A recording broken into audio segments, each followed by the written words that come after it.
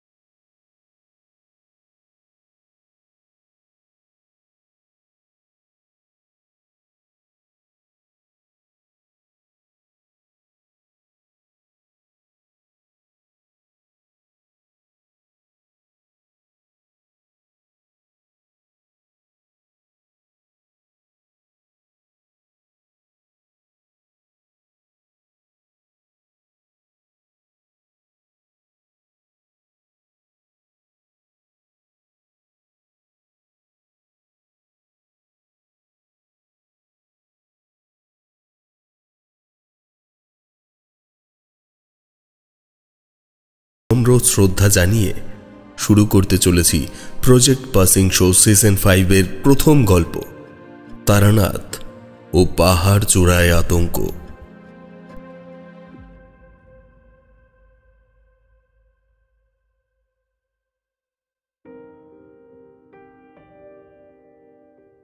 অমর জীবনের সঙ্গে প্রথম দেখা হলো এক নাট মন্দিরে। সে এক আশ্চর্য অভিজ্ঞতা। সারাদিন পথ হেঁটে যখন একটা রাত কাটানোর ছাউনি খুঁজছি, এমন সময় দেখা পেয়েছিলাম জীর্ণ মন্দিরটার। পুরোহিত মশাই সন্ধ্যা প্রদীপ দিয়ে বাড়ির উদ্দেশ্যে এগোচ্ছেন। সেই সময় আমায় মন্দির প্রাঙ্গণে দেখতে পেয়ে একটু যেন অসন্তুষ্টই হলেন। আমি সেখানে এক রাত থাকতে চাই শুনে একটু বেঁকা ভাষাতেই সম্মতি দিয়ে চলে গেলেন।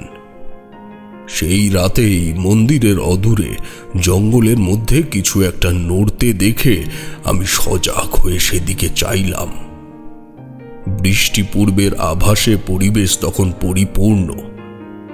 পরক্ষণেই একটা বিদ্যুৎ ঝলকে বুঝতে পারলাম জঙ্গলের মধ্যে যে বস্তুটি নড়েছে সেটি একটি মানুষ।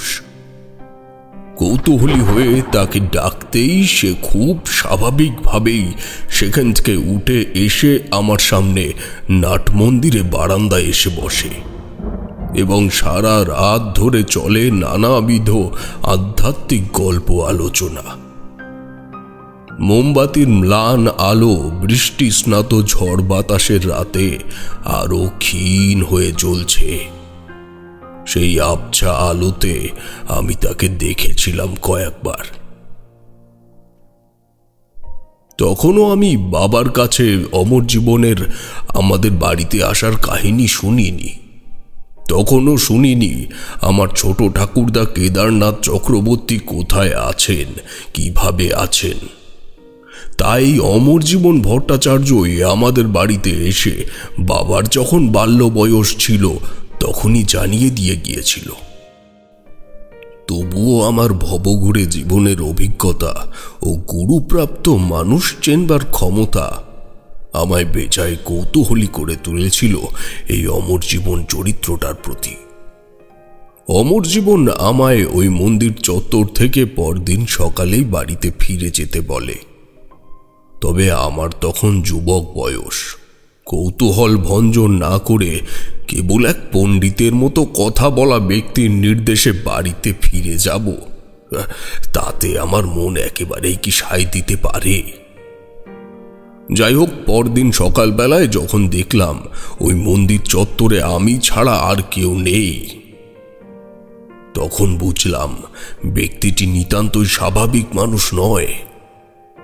সে নিজের ব্যাপারে আমায় কিছু বলতে চাইল না, সেই কারণেই সে চলে গেছে। এদিকে আমার বিষয়ে কত ধরনের নিষেধাজ্ঞা করেই না সে গেল। যদিও এমন আগেও হয়েছে, তবে আগে যারা আমায় এমন নির্দেশ দিয়েছে তারা প্রত্যেকেই গুরুস্থানীয় উচ্চ মার্গের সাধক বা সাধিকা, কিন্তু এই অমর জীবন ভট্টাচার্য তো মোটেই তাদের মতন কেউ নয়। এই ব্যক্তির ব্যাপারে আরো জানার কৌতূহল থেকেই শুরু হলো আমার এই ভয়ঙ্কর অভিযান। অভিযান কেন বলছি তা জানতে পারবে তোমরা ক্রমেই। এবার তাহলে কাহিনীতে আসি। সারা রাত নানাবিধ বিষয় নিয়ে গল্প গুজবের পর ভোরবেলায় আমি ঘুমিয়ে পড়েছিলাম, কিন্তু অমন অঘোরে ঘুম আমার সন্ন্যাস জীবনে কোনো দিনও হয়নি। বলা ভালো, অমর জীবন যেন নিজ গোপনীয় অন্তর্ধানের বিষয়টাকে সুনিশ্চিত করবার জন্যেই আমায় কোনো মন্ত্র বলে ঘুম পাড়িয়ে রেখে যায়। চোখ খুলে দেখি মন্দিরের পুরোহিত মশাই হাতে ফুলের সাজি নিয়ে এগিয়ে আসছেন এদিকে। আমি উঠে বসলাম। তিনি সিঁড়িতে উঠতে উঠতে বললেন, তুমি এখানে এখনো পড়ে আছো? বাড়িঘর নেই নাকি? নাকি কোথাও যাওয়ার নেই? আমি করজোড়ে উঠে দাঁড়ালাম, বললাম, না, আসলে আমার যাওয়ার বলতে তো তেমন কোনো নির্দিষ্ট জায়গা নেই, তবে কোথাও কোনো গুরুর সন্ধান পেলে সেখানে ছুটে ছুটে যাই। বলতে পারেন গৃহত্যাগী সন্ন্যাসী। পুরোহিত আমার উত্তরে একটু যেন অসন্তুষ্টই নজরে আমাকে জরিপ করল। তারপর মন্দিরের গর্ভগৃহের দিকে পা বাড়িয়ে বললে, এসব করে কি পাও বলতে পারো তোমরা? বাড়ি ঘরদোর ছেড়ে পিতা মাতার দায়িত্ব মাথায় তুলে ভণ্ডামি করে বেড়ানো মোটেই সুস্থ মানুষের বর্ণনা নয়। আমি কোনো উত্তর দিলাম না। আর তাছাড়া প্রকৃত সমাজবাদের করা মন্তব্যে যুক্তির বাইরে গিয়ে মুক্তির বাণী আওড়াতে গেলে পাছে অভদ্রতা প্রকাশ পায়, তাই এসব কথায় উত্তরের পাল্টা জবাব না দেওয়াই ভালো। মন্দির চত্বর থেকে নেমে এসে আমি হাঁটা শুরু করলাম আবার অজানার উদ্দেশ্যে। উক্ত গ্রাম ছাড়িয়ে চলে গেছি বহু দূরে। চাষ জমি, খাল বিল পেরিয়ে এক নির্জন নির্বান্ধব পুরীতে। যত দূর চোখ যায় কেবল গগনচুম্বী প্রাচীন বনস্পতির মেলা। সম্মুখের গাছের শ্যাওলা ধরা কাণ্ডের থেকে সারি বেঁধে ওপরে উঠে যাচ্ছে ডেও পিঁপড়ের দল। মাথার অনেক ওপরে কোন মগডালে কোনো এক ডালে বসে অবিশ্রান্তভাবে ডেকে চলেছে কোনো এক নাম না জানা পাখি। বনে বাদারে অনেক ঘুরেছি, কিন্তু এমন জায়গার দর্শন ইতিপূর্বে আমার হয়নি। ধীরে ধীরে দৃষ্টি সজাগ রেখে প্রবেশ করলাম বনের ভেতর। ডান দিকে বাঁ দিকে যত দূর চোখ যায় পরিবেশের কোনো পার্থক্য নেই। আরো ঘন জঙ্গলের মধ্যে প্রবেশ করলাম। সূর্যের আলোর সাথে লুকোচুরি খেলছে আগাছায় মুড়ে যাওয়া ধরিত্রী। এসবের মাঝে আমার প্রবেশ একেবারেই অনধিকার চর্চার স্বরূপ বলে মনে হয়। তবে এই রহস্যময় ভয়ঙ্কর সুন্দর অরণ্যাঞ্চলের মাঝেই যে আরও একবার কাঙ্ক্ষিত ব্যক্তির দর্শন পেয়ে যাব তা একেবারেই অপ্রত্যাশিত ছিল। লতা পাতা জড়ানো আগাছার বাড়বাড়ন্ত এতটাই যে হাঁটার জন্য মাটি দেখা যায় না। সে কারণে হাঁটতে হাঁটতে বারংবার নিচের দিকে তাকাচ্ছিলাম। হঠাৎ একবার পথ নিশ্চিত করে মাথা তুলতেই দেখি অদূরেই আমার মতন আরও একজন ব্যক্তি হেঁটে এগোচ্ছে সামনের দিকে।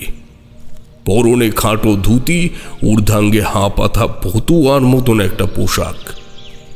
মনের কৌতূহলে জর্জরিত মানুষটি হঠাৎ এমন সামনে চলে এসেছে বলে কিনা জানি না, সেই মুহূর্তেই তাকে ডাকতে পারলাম না পেছন থেকে। বরং এই প্রশ্ন আগে আমার মাথায় এলো যে এই ব্যক্তিকে এতক্ষণ দেখিনি কেন সামনে, কোথা থেকে এলো হঠাৎ। এইসব ভাবতে ভাবতেই প্রস্থানরত ব্যক্তি বলে উঠলেন, তোমায় যে বাড়ি ফিরে যেতে বললাম কাল রাতে, এই পথে তো তোমার বাড়ি নয়। সে হেঁটেই চলেছে, আমার দিকে না তাকিয়েই পেছনে যে আমি আছি সেটা বুঝতে পেরেছে, অথবা আমার আগেই সে জঙ্গলের কোনো প্রান্ত থেকে আমায় দেখতে পায়। আমিও এগোতে এগোতেই জবাব দিলুম, আমার তোমার সঙ্গে কিছু কথা আছে। আমি জানি তুমি কিছু গোপন করার চেষ্টা করছো আমার থেকে। আমি জানতে চাই তোমার ব্যাপারে। অমর জীবন একইভাবে উত্তর দিলে, এই পৃথিবীতে সকলেই পথিক, সকলেই কোনো না কোনো কারণে হেঁটে চলেছে নিজের উদ্দেশ্যে। তোমার যেমন উদ্দেশ্য তন্ত্র সাধক হওয়ার, ঠিক তেমনই আমার উদ্দেশ্য শূন্য ভূপ্রাঙ্গণে প্রাণের অস্তিত্ব আবিষ্কার করার। বলতে পারো একটা বৃক্ষরোপণ করে আমি যতটা মানসিক স্বস্তি পাই, সেই মানসিকতা পর্যন্ত পৌঁছানোর সাধনা সকলের মধ্যে জাগ্রত করতে চাই। অল্প যে খুশি, সেই মূলত সৃষ্টির আধার। লোভে পাপ, পাপে মৃত্যু। এমন পাকা পণ্ডিতের মতো জীবন দর্শনের কথা বলে যে ব্যক্তি, সেই ব্যক্তির বাহ্যিক এবং শারীরিক প্রতিকৃতি দেখলে একটি পাগল ছাড়া আর কিছুই মনে হয় না। আমিও নাছোড় বান্দা। সে হেঁটেই চলেছে দেখে বললাম, আমিও তোমার পদাঙ্ক অনুসরণ করতে চাই, এই গূঢ় দর্শনবাদের শিক্ষা নিতে চাই। আমায় সঙ্গী করবে? আমি চলেছি নীলাচল পর্বতে। সেখানে গিয়ে স্বপ্ন দেখবার প্রয়োজন পড়েছে। 51 সতীপীঠের এক পীঠ ওই পর্বতে, সে বড় দুর্গম জায়গা, তুমি পারবে না। ঠিক এই সময়ে আমার পায়ের তলায় কিছু একটা ফুটল এবং মনোযোগ বিচ্ছিন্ন হয়ে আকস্মিক বেদনায় আমি হাঁটু মুড়ে বসে পড়লাম মাটিতে। পরক্ষণেই গোটা জঙ্গলটাই যেন একবার কেঁপে উঠল অলৌকিক অথবা জাগতিক কোনো কারণে। পায়ের তলায় যন্ত্রণার সাথে বুকের ভেতরে এসে জুটল অযাচিত আতঙ্ক। কোমর সমান আগাছার মধ্যে বসে পড়েছিলাম তাল হারিয়ে ফেলে। সম্মুখের ব্যক্তি কিছুক্ষণের জন্য চোখের আড়াল হয়েছিল এই ঘটনা চক্রে। তবে আমি কিভাবে যেন নিশ্চিত হয়ে গিয়েছিলাম যে অমর জীবনকে আর আমি দেখতে পাবো না। ডান পায়ের তলায় তাকিয়ে দেখলাম সেখানে আসলে কিছুই হয়নি। যে যন্ত্রণার অনুভূতি আমার হয়েছে বা তখনও হয়ে চলেছে, তার কারণ কিছু ফুটে যাওয়া অন্তত নয়। তবে যে কম্পন আমি অনুভব করলাম সেটি কিন্তু একেবারেই ভ্রম নয়, কারণ এই নীরব অপার্থিব সৌন্দর্যের মধ্যে যে নাম না জানা পাখিগুলি ঝিমোচ্ছিল, তারা হঠাৎ সকলে জেগে উঠেছে ওই কারণে। কোনো রকমে পাশের একটি ডাল ধরে উঠে দাঁড়ালাম। আমার ধারণায় প্রমাণিত হলো অমর জীবন উধাও হয়েছে।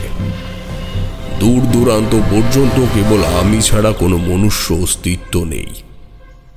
তবে মনটা এবার হতাশ নয়, বরং আরো শক্ত হয়ে উঠল এক সংকল্পের প্রতি। অমর জীবন তার গন্তব্যের কথা জানিয়ে গেল আমায়, আর এই নীলাচল পর্বতের ওপরেই যে সতী দেবীর গর্ভ এবং যোনি ভূমিষ্ঠ হয়ে কামাখ্যা অথবা দেবী রক্তক্ষরার মন্দিরের সৃষ্টি হয়, তা সন্ন্যাসী কুলের কারোরই অজানা নয়।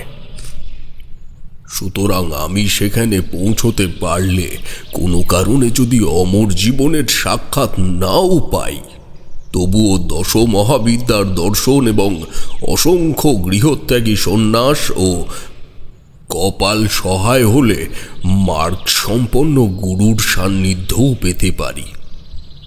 এই আশঙ্কায় আর দোনামোনার প্রশ্ন আসে না। অর্থাৎ এক মুহূর্ত সময় নষ্ট না করে ফেলে আসা পথ দিয়ে বেরিয়ে এলাম জঙ্গল থেকে। তারপর মাঠ ঘাট গ্রাম পেরিয়ে এবং লোকমুখে শুনতে শুনতে প্রথমে এক প্যাসেঞ্জার ট্রেন ধরে পৌঁছালাম কিষানগঞ্জ স্টেশনে। সময় তখন বিকেল 5টা। চাপা উত্তেজনায় হেঁটেছি প্রবল জোরে।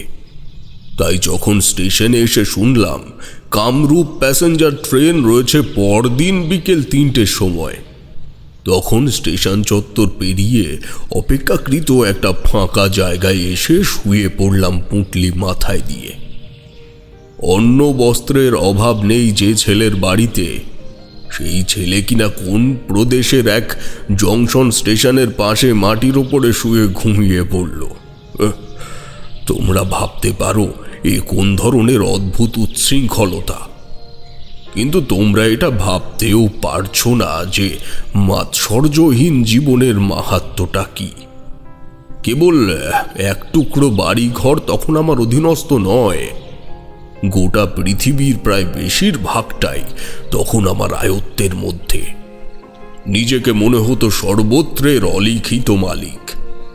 আমাকে কারোরই কিছু বলার নেই, না আছে নিষেধ করবার। কোনো বাধা নেই, কোনো বিচ্ছেদ নেই, কেবল এগিয়ে চলার ক্ষমতা থাকলেই একদিন দেখা পাওয়া যায় জগৎমাতার। এটা কিন্তু কোনো প্রকার প্রলোভনতা নয়, যদিও প্রলোভিত হলেও তোমাদের পক্ষে এই সাধনায় উত্তীর্ণ হওয়ার কোনো সম্ভাবনা নেই। যাক সেসব কথা। ওই রাতটা স্টেশন সংলগ্ন একটি চায়ের দোকান থেকে খানছাড়েক বিস্কুট নিয়ে খেয়ে সেগুলি দিয়েই রাত কাটালাম। পরদিন যথাসময় ট্রেন এলো এবং তাতে চেপেই শুরু করলাম 14 ঘন্টার এক অখণ্ড যাত্রা। সে ট্রেন যাত্রাও বলবার মতো এক রাতের উদাহরণ হিসেবে রয়ে গেছে আমার স্মৃতিতে। সে কি বৃষ্টি হচ্ছে ওই দিন সন্ধ্যাবেলার থেকে। জলদেবতা যেন মারাত্মক রুষ্ট হয়ে মাঘ মাসের ওই বাঘ তাড়ানো শীতেও ধুয়ে দিচ্ছে বিশ্ব চরাচর। গাড়িতে তীর্থযাত্রীর পরিমাণ প্রতি স্টেশনে থামবার সঙ্গে সঙ্গে বেড়ে চলেছে ক্রমে। তবে শুধু তীর্থযাত্রী নয়, আরো অনেক ধরনের মানুষ নানান উদ্দেশ্য নিয়ে চলেছে কামরূপ প্যাসেঞ্জারে চেপে। মাঝরাতের দিকে এক প্রত্যন্ত স্টেশনে ট্রেন থামল। বেশ কিছুক্ষণ দাঁড়িয়ে থাকার পর যখন মন্থর চালে আবার এগোতে শুরু করলো সাপের ন্যায় আশ্চর্য বাহনটি, তখন হঠাৎ মাথায় এলো, যদি অমর জীবনকে নীলাচল পর্বতে কামাখ্যা পিঠে যেতেই হয়, তবে নিশ্চয়ই এই ট্রেনেই যেতে হবে। কিন্তু একই সঙ্গে এটাও ভাবলাম, স্টেশনে নামবার পরে আমিও যদি বাকি যাত্রীদের সঙ্গে মিশে যাই, তাহলে অমর জীবন আমায় চিনে ফেলবে। ফলে সে আবার আমায় এড়িয়ে যেতে পারে। যে প্রত্যাশা নিয়ে আমি সেখানে যাচ্ছি সেটা আবার ভেস্তে যেতে পারে। তাই ঠিক করলাম বাকিরা যেদিক থেকে যায় সেদিক থেকে আমি এগোবো না। প্রয়োজনে আমি যাব অন্য পথে। যে ট্রেন রাত থাকতেই পৌঁছে যাওয়ার কথা, সেটি বৃষ্টির কারণে গিয়ে পৌঁছলো ঠিক ভোর 5টা 5:30 নাগাদ। গাড়ি থেকে নেবে সকল যাত্রী যেদিকে ছুটল, আমি ঠিক তার উল্টো দিকে চলে গেলাম, চোরা দৃষ্টি দিয়ে সেই ব্যক্তির উপস্থিতি আবিষ্কারের চেষ্টা করতে করতে। তবে না, আমি অন্তত তাকে খুঁজে পাইনি সেই মুহূর্তে। চোখের নিমেষে স্টেশন ফাঁকা হয়ে যাওয়ার অনেকক্ষণ পরে আমি সেদিকে ধীরে ধীরে এগোলাম। কোট প্যান্ট পরা একজন মধ্যবয়স্ক ভদ্রলোক রেলের চালকের সাথে দাঁড়িয়ে কথা বলছিল অনেকক্ষণ ধরে। অনুমান করলাম ইনি হয়তো স্থানীয় কোনো রেলকর্মীই হবে।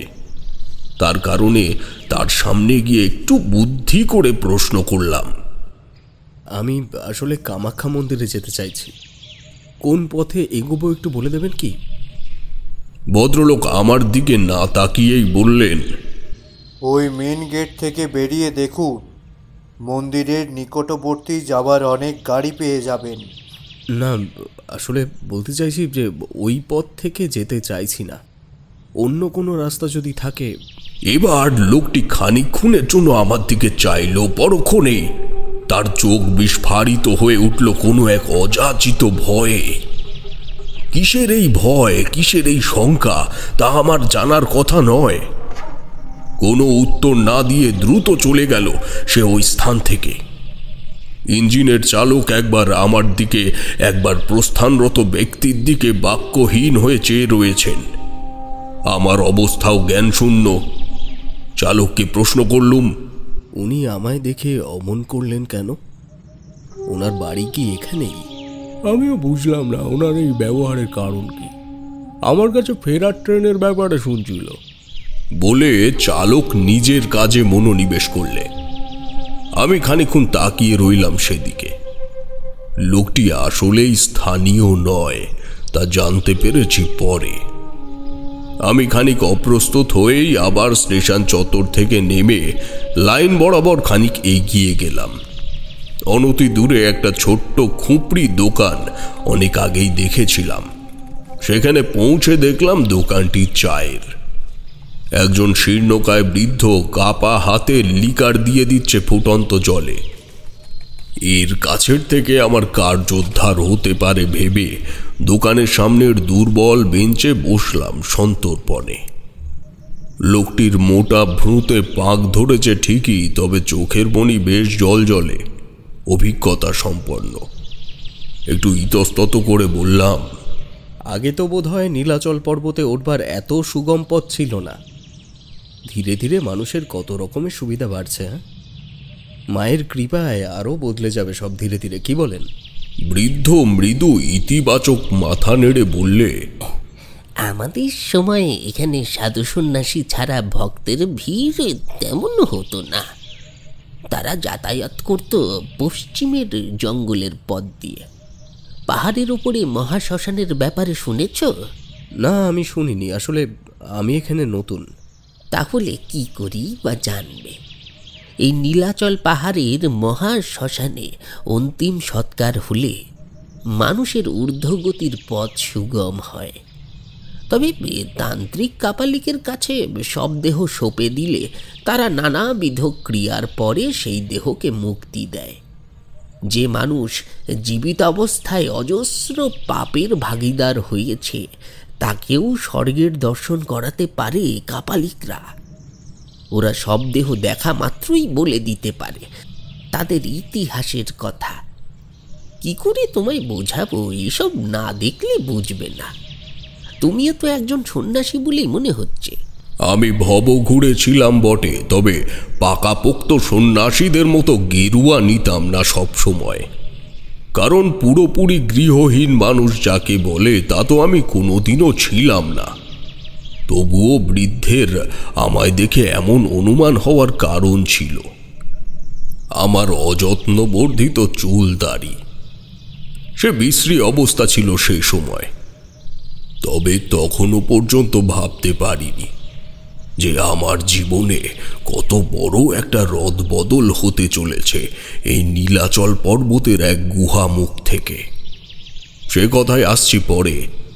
বৃদ্ধের প্রশ্নে উত্তর দিলাম, আপনি ভুল অনুমান করেননি, তবে এক বাক্যে যাকে সন্ন্যাসী বলে আমি তাও হতে পারিনি। আপনি কি বললেন জানো, আগেকার দিনে পশ্চিমের জঙ্গল থেকে যাতায়াত করা হতো পাহাড়ের মন্দিরে। সেই রাস্তা কোন দিকে? আগেকার দিনে যাওয়া হতো বলে এখন যে যাওয়া হয় না তা নয়। এখনো সমতলের কাউকে যদি ওই নীলাচলের মহা শ্মশানে পোড়াতে নিয়ে যাওয়া হয় তবে ওই রাস্তায় ধরেই নিয়ে যায়, কারণ সেদিকের থেকেই কাছে হয় শ্মশান। তবে মন্দিরে যেতে গেলে আরও খানিকটা উঠতে হয় পশ্চিমের দিকে। সাধু সন্তদের হরদম যাতায়াত ওই পথে। মনে মনে ঠিক করে নিলাম ওই পথেই আমি যাব। অমর জীবনের ব্যাপারটা জেনে নেব যদি কোনো সত্যিকারের তান্ত্রিকের অথবা সিদ্ধ পুরুষের দর্শন পাই। দোকানদার নিজের থেকেই একটা গ্লাস ধুয়ে 1 কাপ লাল চা আমার হাতে ধরিয়ে দিলে আমি নানা রকম সম্ভাব্য প্রাপ্তির কথা চিন্তা করতে করতে চা খেলাম। তারপর চায়ের দাম মিটিয়ে হাঁটা শুরু করলাম নীলাচল পর্বতের উদ্দেশ্যে। আকাশ বোধহয় আমার এই যাত্রায় বাধা দিতে চেয়েছিল প্রথম থেকেই। একটা মেঘ চেপে রাখা গুমোট ভাব মাথার উপরে থমথম করছে রূপকথার গম্ভীর দৈত্যের মতো। লোকমুখে শুনতে শুনতে লোকালয় ছাড়িয়ে পর্বতের পাদদেশ থেকে উপরে ওঠার দুর্গম রাস্তা ধরেছি। এখানে একটি কথা না বললেই নয়, প্রতিটি গাছের ডালে ডালে বিভিন্ন আকারের বাঁদর চুপ করে বসে আছে। তাদের মধ্যে এক একজনের আকৃতি এমনই, দেখলে মনে হয় বাবুই পাখির বাসা বসিয়ে দেওয়া হয়েছে শাখা প্রশাখার উপরে। তা বেশ, যত ওপরের দিকে উঠছি বাঁদরের পরিমাণ ততই বাড়ছে বলে মনে হলো। জনশূন্য ভঙ্গুর পথে পাতলা জঙ্গলে মোড়া ওই নির্জন অভিযানে তারাই আমার নির্বাক সঙ্গী। এসব দেখতে দেখতেই ঠিক দিনের আলো কমে আসার আগে পর্যন্ত উঠলাম। সূর্যাস্ত কখন হবে বা সময় তখন কটা তা বোঝবার কোনো উপায় নেই। তার উপর পাহাড়ি জায়গায় সন্ধ্যা নামে ঝুপ করে মনে মনে ভাবলাম, এই রাস্তা যদি সংক্ষেপে উপরে যাওয়ার পথ হয় তাহলে যে রাস্তায় ভক্তরা উপরে যায় তাদের কত সময় লাগতে পারে। সংকোচে পড়েছি তখন যে আরো একটু উঠব নাকি একটা সমতল মতন জায়গা খুঁজে বিশ্রাম করব। ঠিক এমন সময় গাছের পাতায় পাতায় সমস্বরে আর্তনাদ করে উঠল বৃষ্টির মোটা মোটা ফোঁটা।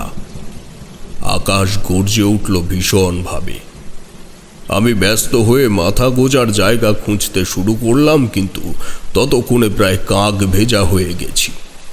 কি আকস্মিকভাবেই শুরু হলো সেদিনের তুমুল বৃষ্টিপাত।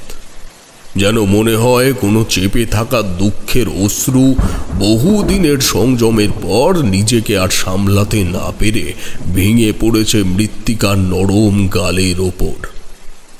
না, আর শুকনো থাকার আকাঙ্ক্ষা করাটা বৃথা। পাথুরে মাটির ওপর জল পড়ে মারাত্মক পিচ্ছিল হয়ে উঠেছে পথ, আর হাঁটার চেষ্টা বা ছোটাছুটি করাও বিপজ্জনক বুঝে একটা গাছের গোড়ায় বসে পড়লুম। পাহাড়ি বন্য পরিবেশে অপরিচিত জায়গায় এমন বৃষ্টিস্নাত রাত্রি কাটাতে রোমাঞ্চের থেকে ভয় হয় বেশি। আনুমানিক ঘন্টা 2 টানা চলল বজ্রপাতের প্রকোপ। তারপর ধীরে ধীরে কমতে কমতে একসময় আকাশ থেকে বৃষ্টিপাত বন্ধ হলেও গাছের পাতার থেকে অবিচ্ছেদ্য চলতে থাকলো ধারাপাত। আমি আকাশের দিকে চাইলাম। ঘন মেঘের কালিত্যকে ম্লান করবার চেষ্টা করছে চাঁদের নীলাভ আভা, তবে চাঁদ নিজেকে আবিষ্কার করতে পারছে না কোনো মতেই। পরক্ষণেই কয়েকজনের মিলিত পদ শব্দে সজাগ হয়ে উঠল আমার কান। না, ভুল নয়, নিচের দিকের থেকে উঠে আসছে কয়েকটা মশালের আলো। জনাদশেক লোক আছে বলে মনে হলো। আরো কাছে আসতে বুঝলাম এরা সব যাত্রী। কিন্তু এর মধ্যে অবাক করা ব্যাপার হলো, যে ব্যক্তিকে আমি সেদিন সকাল বেলাতেই ইঞ্জিন চালকের সঙ্গে কথা বলতে দেখেছিলাম, অর্থাৎ যে ব্যক্তি আমায় দেখে হঠাৎ চমকে উঠেছিল, সেই মধ্যবয়স্ক লোক এই শ্মশান যাত্রীদের মধ্যে অন্যতম। তিনি সকলের আগে আগে হাঁটছে। তার পরনে সেই সকালের শহুরে পোশাক। তারা যখন আমার সামনের থেকে যাচ্ছে তখন প্রত্যেকের চোখের আড়ালে আমি একটা মোটা গাছের গুড়ির আবডাল থেকে তাদের দেখছি। আমায় কেউ দেখতে পেল না, তবে আমি তাদের দৃষ্টিতে কেমন একটা গোপনীয়তার আভাস পেয়েছিলাম। এরকম দুর্যোগের রাতে এত ব্যস্ততারই বা কি ছিল মরা পোড়াবার? কাল সকালেও তো করতে পারতো দাহ কার্য। আবার এও ভাবলাম হয়তোবা মরেছে অনেক আগেই। আমি যে ব্যক্তিকে স্টেশনে দেখেছিলাম তার জন্যেই অপেক্ষা করা হচ্ছিল। এরপরে হয়তো দেহ রাখলে তা পৌঁছতে শুরু করে দিত, তাই এই ব্যবস্থা। মশালের আলো যখন দূরে মিলিয়ে যাচ্ছে তখন আমার মাথায় এলো আমি নিজে না বসে থেকে ওদের পিছু নিলে তো অন্তত শ্মশান পর্যন্ত পৌঁছে যেতে পারি। হাঁটা শুরু করলাম খানিক তফাতে। রাস্তা ক্রমে ঢালু হচ্ছে যতই এগোচ্ছি। মাঝে মাঝে সামনের ব্যক্তিগুলো উর্বর শৈল রাশির জন্য চোখের আড়াল হয়ে যাচ্ছে। আবার যখন উর্বর পাথর শ্রেণীর পাশের থেকে ওপরে উঠছি তখন পুনরায় তাদের না দেখতে পেলেও ওই জ্বলন্ত মশালের আলোক শিখা দেখতে পাচ্ছি। এরকম এগোতে এগোতে একটা সময়ের পর রাস্তা প্রবেশ করলো আরো ঘন জঙ্গলের ভেতরে এবং সেখানকার ভূমি প্রকৃতি অপেক্ষাকৃত সমতল। সম্মুখের মানুষগুলি দেখলাম খানিক দূরে মরা নাবিয়েছে। পাশে একটা ছোট চালা ঘর। বুঝলাম এটাই শ্মশান। সাম্প্রতিক বৃষ্টিতে বিগত দাহকার্যের স্মৃতি ধুয়ে গেছে। আমি নিজেকে খানিক আড়াল করে একটা পাথরের পেছনে বসতে যাব, ঠিক সে সময় লক্ষ্য করলাম ওখানে একটা মানুষ পড়ে আছে। কৌতূহল সংবরণ করবার আগেই ওই ব্যক্তি খানিক নড়ে উঠল, বলল, এখানেও যে চলে এলে বারণ সত্ত্বেও নিজেকে কোন বিপদের মধ্যে ফেলতে চলেছ জানো তুমি? বিপদে কেন পড়তে যাব? আর তুমি এখানে শুয়ে কি করছো? উত্তর দিকে বরাবর চলে যাও, ওখানে কৃষ্ণানন্দ বাবার ডেরা আছে। ওখানে গিয়ে অপেক্ষা করো, আমি আসব। জড়িয়ে যখন পড়েছই তখন তৈরি হয়ে নাও তারানাথ, তোমার অনেক বড় এক ষড়যন্ত্রের গাঁট খুলতে হবে। মানুষটি যে ওভাবেই মাটিতে উপুড় হয়ে শুয়ে আমার সাথে কথা বলে চলেছে, আমার কিন্তু তাতে আর কোনো রকম অসংলগ্নতার অনুভূতি নেই। কারণ এই মানুষটার কাজ বাজ যে প্রথম থেকেই খানিক সৃষ্টি ছাড়া, তাতেই ব্যক্তিটাকে অন্যের থেকে আলাদা করেছে এবং তার প্রতি কৌতূহল আরও বাড়িয়ে তুলেছে। আমি বিনা বাক্য ব্যয়ে উত্তর দিক বরাবর হাঁটতে শুরু করলাম। একবার ওই শ্মশান যাত্রীদের দিকে চোখ ফেলে দেখে নিলাম। দেখলাম তারা চিতা সাজানোর কাজ শুরু করেছে পাশের ওই চালা ঘরের ভেতর থেকে শুকনো কাঠ বের করে। বৃষ্টি খানিকক্ষণের জন্য কমেছে মাত্র, একেবারে যে তার নিষ্পত্তি হয়নি তার প্রমাণ পাওয়া গেল তখনই। নিকটেই কোনো জায়গায় মাটি কাঁপিয়ে একটা বাঁচ পড়ল। মনে মনে ভাবলাম, অমর জীবন এখানে কি করছে? সে কখনই বা এলো এই জায়গায়? রহস্যের ওপর রহস্য জমে চলেছে মনে মস্তিষ্কে, তবে কোনো কিছুর উত্তর পাচ্ছি না আমি।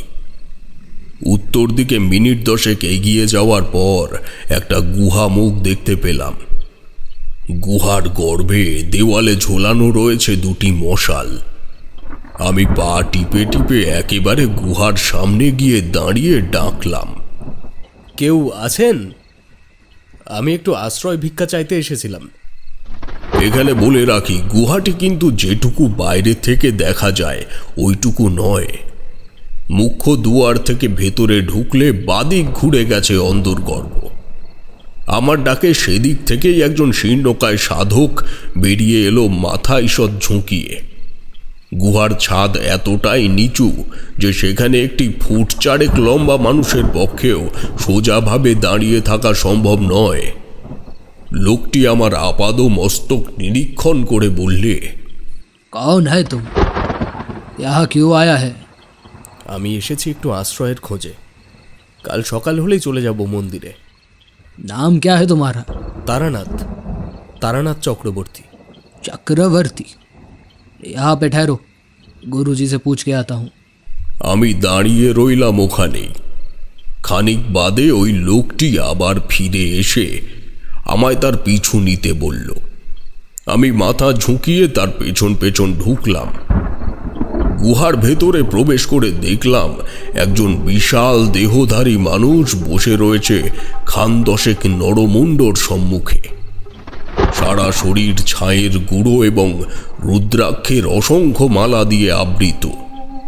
মাথার জটা নেমেছে কোমর পর্যন্ত। দুই চোখ জবা ফুলের মতো লাল।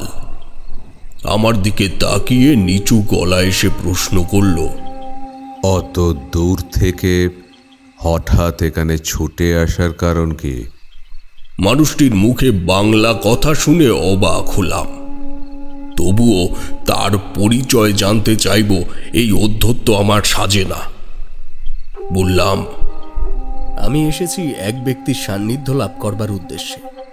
এইমাত্র তার দেখাও পেয়েছিলাম, তবে সে আমায় এখানকার ঠিকানা দিয়ে পাঠিয়ে দিল। বলল এখানে এসে আমায় অপেক্ষা করতে, খানিক বাদে সেও আসবে। কে পাঠিয়েছে তোকে? যে পাঠিয়েছে তার নাম কি? আগে অমর জীবন। নামটি বলা মাত্রই মানুষটির দুই চোখ চ্যাপ্টা হয়ে গেল। সে মাথা খানিক ঝুঁকিয়ে নিয়ে এলো আমার দিকে। আমায় অবাক করে বললে, তোমার বাড়ি কি রামজয়পুরে? তোমার ছোট ঠাকুরদার নাম কেদারনাথ চক্রবর্তী? আমি পাথরের মতো হয়ে গেছি মানুষটির আশ্চর্য ক্ষমতায়। বাড়ির ঠিকানা বলে দেওয়াটা যতটা না অবাক করেছে, তার থেকে বেশি বিস্মিত হয়েছি আমার গৃহত্যাগী ছোট ঠাকুরদা কেদারনাথ চক্রবর্তীর নাম তার মুখে শুনে। নিঃশব্দে ইতিবাচক মাথা নাড়লাম। উনি হাতের ইশারায় আমায় যে ব্যক্তি ভেতরে নিয়ে এসেছিল তাকে বাইরে চলে যেতে বললে। অপার কৌতূহল ও পাহাড় প্রমাণ উত্তেজনা নিয়ে তার দিকে তাকিয়ে রয়েছি আমি। বাইরে মুষলধারে আবার শুরু হয়েছে বৃষ্টি। শীর্ণকায় লোকটি বাইরে বেরিয়ে যাওয়ার পর কৃষ্ণানন্দ বাবাজি বললেন, বহুদিন ধরে তোমার অপেক্ষায় ছিলাম তারানাথ। অমর জীবনকে চিনতে পেরেছ? না, মানে চিনতে পারবোই বা কি করে? তার সাথে আমার পরিচয় মাত্র একদিনের। আমি বলবো তোমায় সব। তার আগে এটা বলি, তোমার ছোট ঠাকুরদা কেদারনাথ কিন্তু আমায় জানিয়ে গেছিল যে তুমি এখানে আসবে। এর পরে যা যা ঘটতে চলেছে তাও আমার কম বেশি জানা। তবে কেদারনাথের কথা যে এভাবে মিলতে পারে তা আমি ভাবতেই পারি। ছোট ঠাকুরদার সাথে আপনার পরিচয় আছে? সে কোথায় আছে, কেমন আছে, কি বলে গেছে ছোট ঠাকুরদা? কৃষ্ণানন্দ বাবাজি পাথর দৃষ্টিতে আমার দিকে তাকিয়ে রয়েছেন। অভিব্যক্তি শূন্যভাবেই উনি বললেন, সব জানতে পারবে, আর ব্যস্ত হয়ে কাজ নেই। মহাশ্মশানে কোনো শবদেহ এসেছে কিছুক্ষণ আগে? হ্যাঁ হ্যাঁ, কয়েকজন মানুষ এসেছে মরা নিয়ে। তবে যা বৃষ্টি হচ্ছে, হয়তো দাহ কার্য শুরু করতে পারেনি। ওখানেই তো অমর জীবনের সাথে দেখা হলো আমার। এই সব দাহ হবে না। মন শক্ত করে বসো তারানাথ। তোমার জন্য শুরু হতে চলেছে এক ভয়ঙ্কর অভিযান। রাজপ্রতাপের ঠেকে আপনারা শুনছিলেন প্রজেক্ট পাসিং শো সিজন 5-এর প্রথম পর্ব, পাহাড় চূড়ায় আতঙ্ক। গল্পটির পরবর্তী পর্ব আসবে খুব শীঘ্রই। এই গল্পটি ভালো লেগে থাকলে পরের পর্বটির সঙ্গে যুক্ত হতে ভুলবেন না। তার জন্য যারা এখনও চ্যানেলটি সাবস্ক্রাইব করেননি, অতি সত্বর চ্যানেলটি সাবস্ক্রাইব করে তার পাশে থাকা বেল আইকনটি প্রেস করে দেবেন, যাতে পরবর্তী পর্বটি আসার সঙ্গে সঙ্গে আপনাদের কাছে নোটিফিকেশন পৌঁছে যায়। পাহাড় চূড়ায় আতঙ্ক গল্পটির কলমে এবং তারানাথ তান্ত্রিকের চরিত্রে আমি রাজপ্রতাপ বসু, অন্যান্য চরিত্রে সন্তু ও দেবাশিস, প্রচ্ছদ অঙ্কনে দাস স্টুডিও, শব্দ সংযোজন ও আবহে টিম রাজপ্রতাপের ঠেক। মনে রাখবেন, আপনাদের ভালোবাসাই আমাদের এই ধরনের উপস্থাপনা করতে উৎসাহিত করে তোলে। তাই দ্রুত আপনাদের পরিচিত মহলে গল্পটিকে শেয়ার করে আমাদের চ্যানেলটিকে আরও বৃহত্তর একটি পরিবারে পরিণত হতে সাহায্য করুন। আজকের মতন এখানেই শেষ করছি। ফিরব আবার পরবর্তী খণ্ড নিয়ে খুব শীঘ্রই। ততদিন সুস্থ থাকুন, সঙ্গে থাকুন। ধন্যবাদ।